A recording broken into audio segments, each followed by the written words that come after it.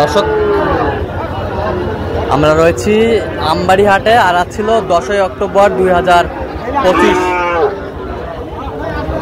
কেমন দামে বাছুর গরু বেচাকেনা হচ্ছে আমরা সেই তথ্য দেব।